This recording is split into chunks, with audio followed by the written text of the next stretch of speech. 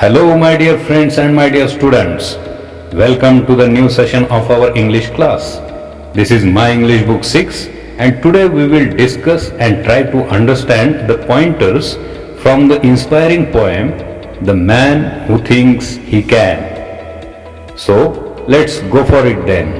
Pointer number 1. Answer the questions orally. प्रश्नांची तोंडी उत्तरे द्या. Orally. A. When are you beaten? तुम्ही केव्हा पराभूत होता? When you think you are beaten, you are beaten. जेव्हा तुम्ही विचार करता की आपण पराभूत होणार आहोत, त्यावेळी तुम्ही पराभूतच होत असता. B. When are you afraid of doing something? तुम्ही एखादी गोष्ट करायला केव्हा घाबरता?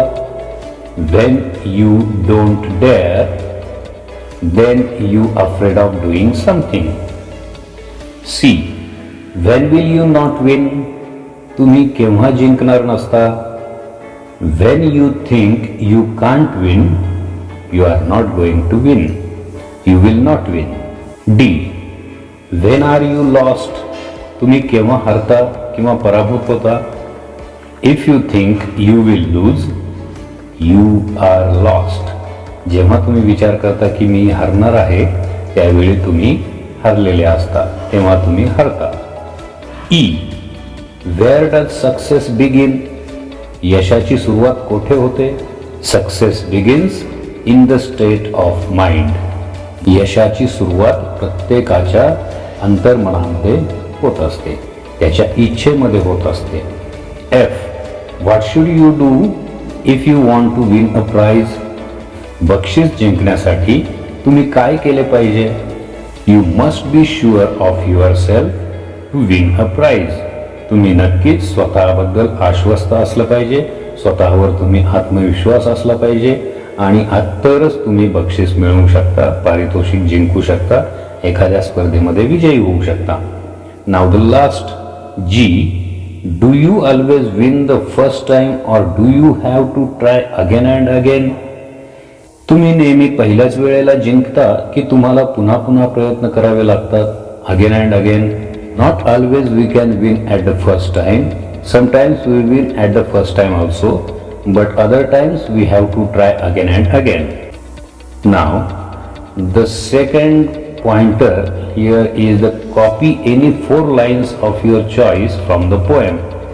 एनी 4 lines, कोणत्याही 4 ओळी तुमच्या आवडीच्या, of your choice from the poem. कवितेतील कॉपी म्हणजे वहीमध्ये लिहा. कवितेतील तुमच्या आवडीच्या कोणत्याही 4 ओळी तुमच्या वहीत लिहा.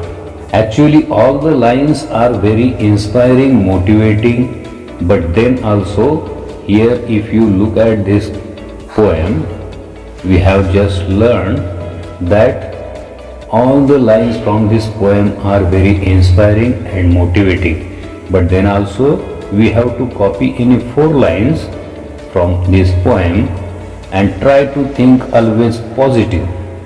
खरं म्हणजे कवितेतील प्रत्येक ओळ अतिशय स्फूर्तिदायक, प्रेरणादायक आहे, परंतु तरीही या पॉइंटरमध्ये सांगितल्याप्रमाणे तुमच्या आवडीच्या 4 ओळी अधिक समजून घ्या आणि वहीमध्ये लिहा.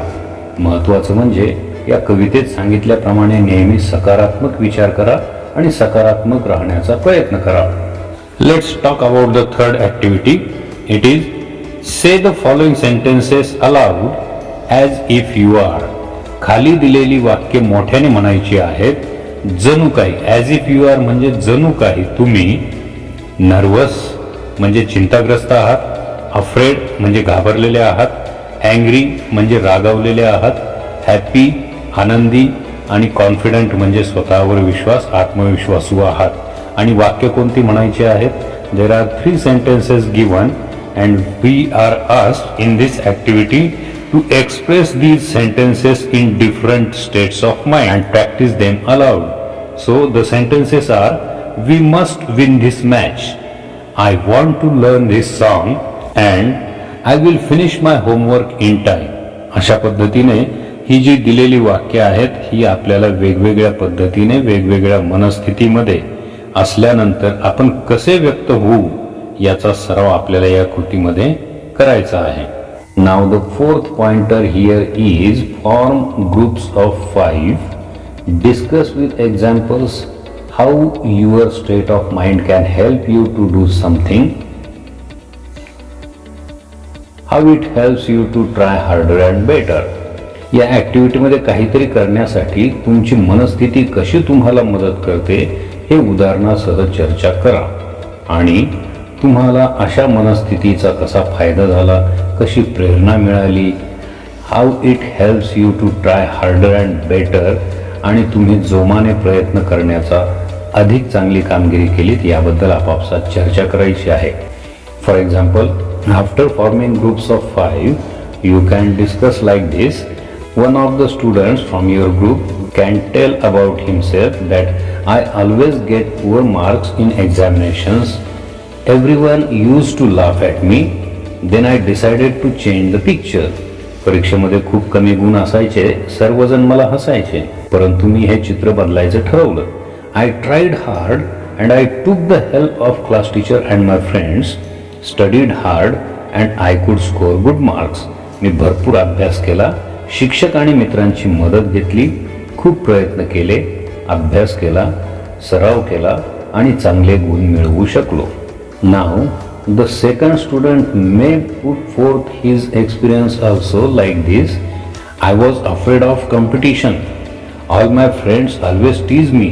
Then I decided to participate in the sports competition. I practised running hard and won the prize. मी अगोदर स्पर्धांना घाबरायचो, मित्र मला चिडवायचे, नंतर मी स्पर्धांमध्ये सहभागी व्हायचे ठरवले, खूप मेहनत घेतली आणि धावण्याच्या शर्यतीत बक्षीसही मिळवले. Such success stories you have to discuss and share with your friends in groups. अशा पद्धतीने तुम्ही तुमचे अनुभव, तुम्ही आपल्या मनस्थितीमध्ये बदल केल्यानंतर कशा पद्धतीने तुम्ही अधिक चांगली कामगिरी केली, अधिक चांगले प्रयत्न करण्यासाठी तुम्हाला प्रेरणा मिळाली, हे उदाहरणासह तुम्ही ग्रुपमध्ये चर्चा करायची आहे. आता हा जो लर्निंग अबाउट लँग्वेजचा भाग आहे तो भाषा विकासाच्या दृष्टीने, भाषेच्या अभ्यासाच्या दृष्टीने, भाषेची रचना, चिन्हे इत्यादी व्यवस्थित समजण्याच्या हेतूने आणि व्याकरणाचा हा भाग अत्यंत महत्त्वाचा असल्याने यातील प्रत्येक घटकावर मी स्वतंत्र व्हिडिओ बनवण्याचे ठरवले.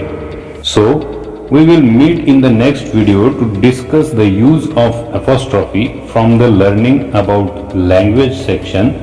Until then, read the poem, recite it, go through the pointers, write down the answers in your notebooks and show to your teachers. Stay home, stay safe, take care, bye bye.